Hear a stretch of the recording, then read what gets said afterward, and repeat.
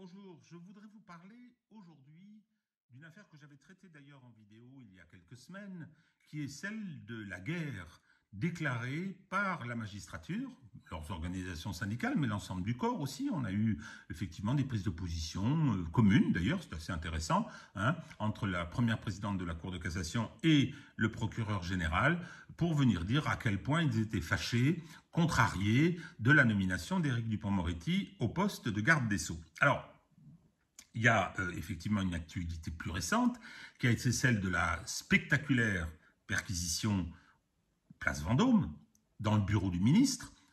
Je note au passage que, comme d'habitude, toutes les péripéties de cette perquisition ont été portées à la connaissance de la presse en violation, comme d'habitude, de la loi. Et ça ne peut pas être par des avocats. Il n'y a pas d'avocat dans ce dossier. Ce dossier qui est à l'instruction auprès de la Cour de justice de la République, mais naturellement, tout le monde a été immédiatement au courant et naturellement, et comme d'habitude, personne ne sera inquiété pour ces violations délibérées de la loi. Alors, j'accuse personne, je ne sais pas qu'est-ce qui s'est livré à ça, mais on me permettra, avec l'expérience que j'ai, de trouver que c'est quand même, au bout d'un moment, assez croquignolé. Bon, alors, sur le fond, de quoi s'agit-il ? Eh bien, les organisations syndicales des magistrats, dont je considère qu'elles ne sont pas recevables à le faire, elles n'ont subi aucun préjudice d'une éventuelle infraction, mais je veux dire un mot de cette infraction, d'une éventuelle infraction commise par Éric Dupond-Moretti, et elles ont cependant saisi la Cour de justice de la République, qui est la juridiction composé essentiellement de parlementaires, ça c'est normal dans un système de séparation des pouvoirs, ceux qui contrôlent le gouvernement dans un système parlementaire, ce sont bien les parlementaires, donc cette juridiction spéciale. Mais l'instruction est faite par des magistrats professionnels.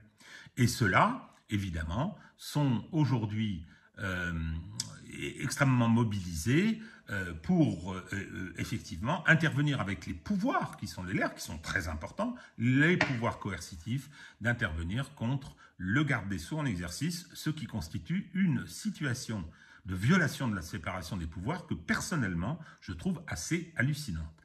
Alors, donc, on reproche à Éric Dupond-Moretti, j'en profite à ce moment-là pour dire que je suis très à l'aise pour prendre sa défense dans ce dossier, que je n'ai pas une considération extrêmement importante pour l'avocat, mais aussi et surtout pour le garde des Sceaux. Je considère que cette nomination relevait plutôt d'une volonté d'associer la société du spectacle à la communication d'Emmanuel Macron, et que ce n'était pas nécessairement une bonne idée en juillet 2020 de le nommer. Cela étant, c'est la responsabilité du président de la République, c'est lui qui signe le décret de nommer les ministres. Et c'est lui qui choisit. Donc, parce que la séparation des pouvoirs, c'est ça. Or, les magistrats, et on va rappeler ce qu'a dit la présidente de la principale organisation syndicale, l'Union syndicale des magistrats, lorsqu'il a été nommé, c'est une déclaration de guerre à la magistrature. Ils ne l'aiment pas, pour tout un tas de raisons, ça c'est la regarde, mais c'est pas eux qui doivent décider qui sera garde des Sceaux, ça c'est complètement inouï. Alors, ils passent leur temps à lui faire la guerre, ils font des assemblées générales, ils font des réunions, des communiqués communs des plus hautes autorités de la Cour de cassation, pour venir dire à quel point ils sont contrariés de cette nomination. Et l'idéal, c'est effectivement de lancer une procédure avec des plaintes irrecevables, j'insiste, avec des plaintes irrecevables, de lancer une procédure contre le garde des Sceaux en exercice. Alors, perquisition place Vendôme, à grand spectacle, je l'ai dit, et puis maintenant on le convoque pour le mettre en examen. Donc on essaye de faire pression sur le chef de l'État pour obtenir son départ. C'est-à-dire qu'aujourd'hui, on est dans une situation où, dans une espèce de dérive quand même inacceptable, une magistrature et un corps judiciaire qui fait l'objet dans l'opinion publique d'un rejet important, très important, équivalent à celui des hommes politiques et des journalistes. Il faut voir. Donc plutôt que de se préoccuper de cette défiance vis-à-vis de la justice, on mène une guerre politique. Cette dérive politique, personnellement, j'ai écrit un livre à ce sujet qui s'appelle « Une justice politique » précisément, mais cette dérive politique, elle n'est pas nouvelle. Ça fait un moment qu'elle est là. Simplement, elle a pris désormais une tournure véritablement très préoccupante. Moi, je suis désolé, hein, il y a quelqu'un qui a dit un pays où il n'y a pas de séparation des pouvoirs n'a pas de constitution. Il s'appelait Montesquieu, celui qui a dit ça. Donc aujourd'hui, cette façon qu'ont les magistrats, qui sont un corps séparé, qui doivent être indépendants pour être impartiaux, hein, c'est-à-dire ce sont des arbitres, et bien ils passent leur temps à revendiquer la partialité et à faire de la politique directement. Et quand je dis qu'ils font de la politique directement, je vais prendre juste un exemple très récent, la fameuse manifestation du 12 juin dernier, hein, contre la pensée d'extrême droite, enfin je ne me rappelle plus exactement l'intitulé, eh bien ils ont appelé à cette manifestation, le syndicat de la magistrature, et ils y ont participé. C'est-à-dire que des magistrats du siège, qui seront amenés à être des arbitres impartiaux, dont on ne devra pas connaître les opinions, eh bien, ils vont battre le pavé avec des organisations syndicales et des organisations politiques dont certaines sont extrémistes. Enfin, attendez, c'est pas sérieux, cette façon d'opérer. Je suis tout à fait désolé. Hein. Il y a eu, il y a quelques semaines, une pétition de militaires en retraite, hein, qui se sont exprimés sur des bases politiques incontestables. Hein, ce n'était pas un appel à l'insurrection, mais c'était une analyse politique. Qu'est-ce qu'on n'a pas entendu? Qu'est-ce qu'on n'a pas entendu? Et là, on a dit devoir de réserve et tout. Et là, des magistrats en exercice qui ont un devoir de réserve, mais équivalent à celui des militaires.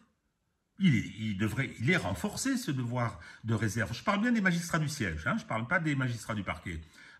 Les magistrats du siège ont un devoir de réserve renforcé. Je trouve que ce devoir de réserve est violé actuellement avec ces procédures, avec ces manifestations, avec ce qui est publié sur leur site internet. J'invite à y aller, hein, qui ne sont que des critiques permanentes du législateur, de l'exécutif, etc.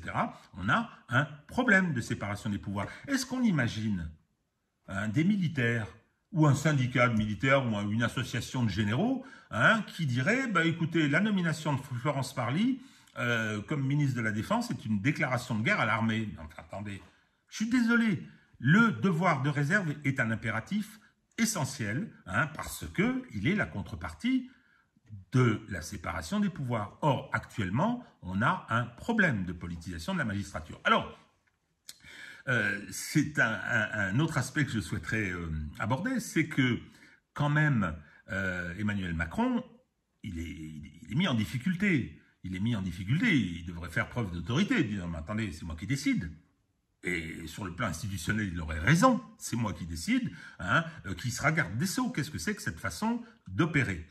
Et le problème, c'est que il est gêné aux entournures Emmanuel Macron, parce qu'on va quand même rappeler qu'il est arrivé au pouvoir grâce à une opération judiciaire qui a été soutenue par l'ensemble du corps. Moi, je me rappelle les polémiques, les mêmes syndicats qui sont montés à l'assaut pour dire « mais c'est tout à fait normal qu'il y ait une procédure fulgurante contre François Fillon, etc. etc. » Je rappelle, hein, ce que j'ai déjà dit, qu'en janvier, M.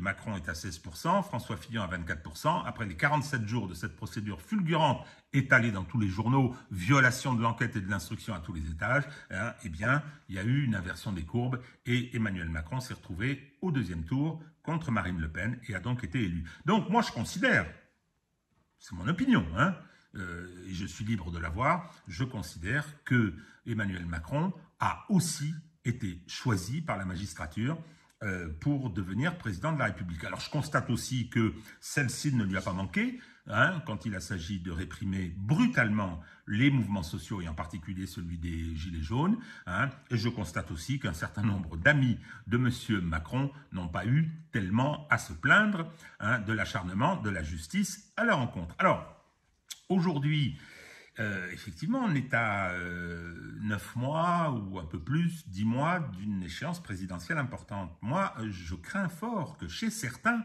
ceux qui se permettent ce que je viens de décrire aujourd'hui, je crains fort que chez certains, on ait l'envie, effectivement, de recommencer. Hein. Alors, on a choisi ou aidé à l'arrivée du président de la République au pouvoir. Maintenant, on vient nous dire non, non, non, attendez, on ne veut pas de ce garde des Sceaux là, hein, non, non, non, il faut nous en mettre un autre. Hein, la prochaine échéance, moi, je serai effectivement amené à conseiller à ceux qui seront candidats d'être prudents et attentifs. Hein, parce que je ne serais pas surpris que de nouveau d'ici l'année prochaine, les candidats qui seraient susceptibles de mettre Emmanuel Macron en danger, au plan politique et au plan électoral par exemple, hein, et quelques soucis. Tout ceci n'est pas acceptable, déjà au plan des principes, mais je pense que nos institutions, qui ont déjà été fragilisées, le résultat des élections locales le démontre, n'ont pas besoin de ça en plus, hein, d'avoir un dispositif de séparation des pouvoirs qui ne fonctionne plus. Donc il serait temps, et d'ailleurs j'ai vu que la presse réagissait, j'ai vu qu'il y avait quand même beaucoup de gens qui disent « mais attendez, qu'est-ce que ça veut dire quoi, au bout d'un moment, hein, que cette guerre qui a été déclarée au garde des Sceaux », et j'insiste, quelles que soient les réserves, et j'en ai beaucoup, quelles que soient les réserves qu'on puisse avoir vis-à-vis de lui. Donc, il faudrait que tout ça se calme. Et l'année prochaine, après les élections, je ne sais pas, absolument pas qui sera élu, mais ce serait bien qu'on mette sur l'établi une vraie réforme de la justice, et pas le texte qu'on a eu. Si, il y a eu des éléments qui pouvaient être intéressants, mais je dirais une réforme de la magistrature. Moi, mon opinion, c'est une séparation radicale du parquet et du siège, une exigence de neutralité du siège très importante, et bien évidemment, cette neutralité est incompatible avec l'existence d'organisations syndicales qui sont devenues des structures directement politiques. Ça n'est pas sain, et je pense que la démocratie française n'a rien à gagner à ce qu'on laisse cette situation, j'allais dire en état, non, elle est en train de pourrir. Voilà, c'était quelques observations que je souhaitais faire sur cette affaire, et on notera que, effectivement, je continue à défendre les mêmes idées, mais que je la dent peut-être un petit peu dure, mais après tout, il faut bien qu'il y en ait qui le fassent.